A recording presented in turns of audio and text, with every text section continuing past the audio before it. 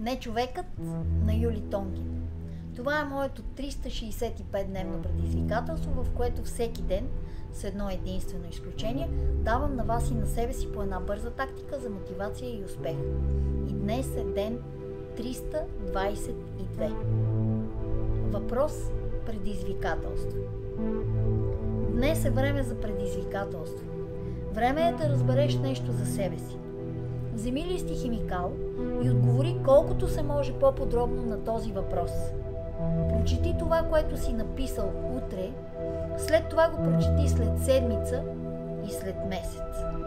Въпросът е: какво би правил, ако всяка сутрин под възглавницата си намираш 1000 лева? Харесайте това видео, абонирайте се за канала ми, споделете го, може да натиснете камбанката и ще получавате известие за всяко следващо четене.